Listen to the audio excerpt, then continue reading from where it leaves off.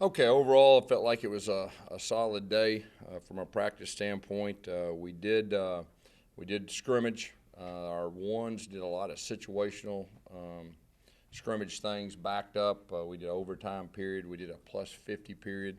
Our twos and threes at the end of that did a lot more as far as just moving the football, playing football. We're still kind of in the evaluation mode of those guys and just trying to develop depth. There was some ones that continued to go through the scrimmage as far as that goes. We did some special teams in the middle.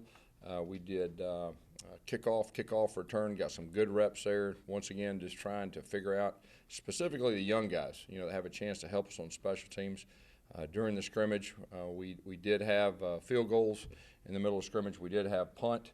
We started out the practice with some live field goals, which is always good to figure out up front. And we also, went after the kicks on that. But overall, I thought it was a solid day. Wasn't anything major injury-wise or anything like that. That's always good when you do that.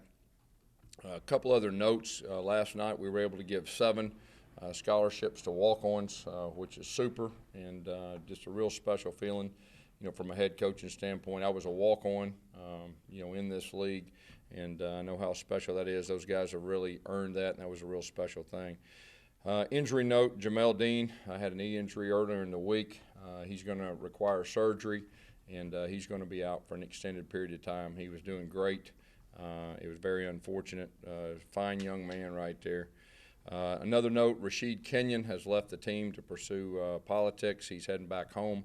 We wish him nothing but the best with that. But overall, like I said, it was pretty good energy out there. It was hot, which is good. We did have some of our donors out there for the first time, probably close to, anywhere from 700 to 1,000 people. I thought it was good to get out there in front of people and see how our guys react, specifically the young guys. But overall, I thought it was solid.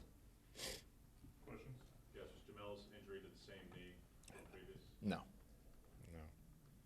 How does that change things at cornerback? Who kind of gets in? Well, I mean, we felt like we had some depth. I think right now you'll have to see some of the safeties at least do double time with corner. Stephen Roberts is a guy that has done that in the past. But it gives opportunity for other people, and so, we'll have a good plan. And anytime something like that happens, in fall camp, you still got a chance to, develop that depth. How were the reps then split between Javaris and Josh at that other corner spot? They both got reps. Josh Holsey is a guy that plays corner and nickel, gives us that flexibility. But I think both those guys got pretty close to equal reps. Just trying to get Josh back in the flow, and he looks 100% healthy, ready to go. And Javaris has really continued to get better, playing with a lot of confidence, and he can flat out run. What was the snap distribution at quarterback? Today it was more of it was equal as far as our old guys. Jeremy, we did hold him out, but it wasn't anything that was major. We just wanted to get some more information on those two, and don't read anything in between that. Okay, it's just that's what we chose to do. With the Orange. Woody got the majority of the reps with the threes, some twos. He went live again, just wanting to make sure, he's a running type threat, and we want to make sure we have the information as far as that goes. Regarding the quarterbacks, we're not ready to name a starter right now. That's not a bad thing. It's just once we make a call, we want to be sure. This situational thing will help somewhat, but it's not like we're going to come out tomorrow and name a starter. So we still got work to do. We've got another practice tonight. It'll be more special teams oriented, corrections, and then we'll come back on tomorrow. And I believe we got a practice. We got fan day, and then the last 2 a day will be on Monday, and we'll start school. So by that time, maybe we'll know more by the time we start school. But as of today or tomorrow, there won't be any calls on the quarterback. Yeah, he's healthy. How did the offense and defense perform in the red zone today? There was I can't remember offhand exactly every group. We had two different situations. I think one group scored, one group didn't. But there was some good. As far as the ones, I would say this: there was some good on both sides right there. Good competition, and in all three phases. The backed up situation that we did is always good. and then the plus 25 and overtime situation was very good, just strategically, so your players kind of know what to expect on both sides of the ball. We played 2 overtime games last year, and you always got to be prepared. Any receivers starting to step up? I'd say our 2 older guys, Marcus and Tony, are the guys that you can just tell as camp goes on. In camp there's a lot of ups and downs. And as camp, the longer it goes, that senior type leadership of knowing what it feels like to push through and be there for your quarterback. I'd say those are the 2 guys that really starts with. And the young guys, man, they got a great attitude. They're continuing to compete.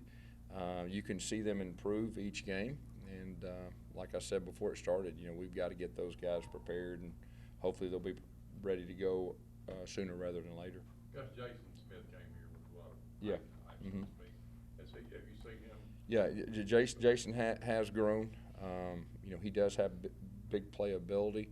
We've really focused on just being an ever-down receiver. You can see he is really responding to Coach Burns as far as that goes, and he just needs to take that next step, and hopefully he'll do that sooner rather than later too. How did the running backs look today? Look good. Cameron Petway got probably the majority of the work with the ones. That was by design. I thought he did some good things. Broke a few tackles, just getting used to the protection and everything that goes with that. Cameron Martin, Malik Miller got a lot of carries with the blue, just trying to develop that depth, and that was pretty much the plan, going in.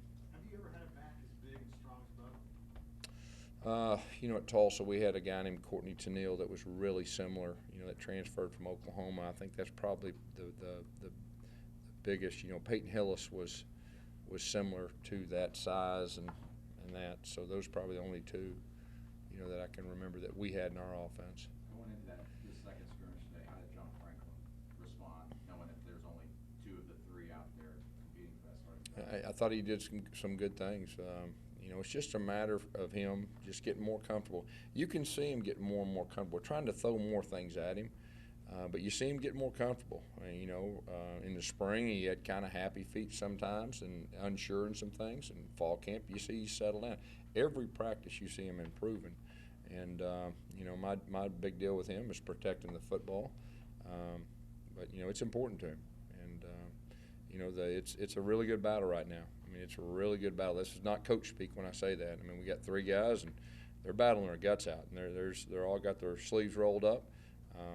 There's nobody conceding anything. And it's been good, and it's been healthy. Guys, we don't hear about them a lot, but how do you think the Titan battle is going between Landon and Jalen? You can, first of all, Jalen, you can tell he's gotten better, and Landon's a football player. He's just an old school. Boy, he loves the physical part. He's an old school type guy, and so it's a good competition. I think they're bringing out the best in each other, and they're getting a lot of reps. I mean, they're getting a whole lot of reps. We got to get those guys ready. Chandler Cox is still a guy that's capable of doing both, but we're really focused on Chandler. Getting some solid play at tailback, which he will play some regardless, and he's getting more comfortable. Last scrimmage, Chandler got a lot of the carries right there, and that was by design too. How does he feel about getting his ball, his hands on the ball a little more? Who's that?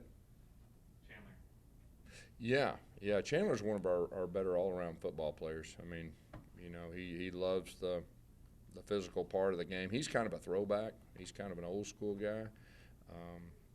This summer he's really emerged as a leader in the weight room. He's an unbelievable energy guy.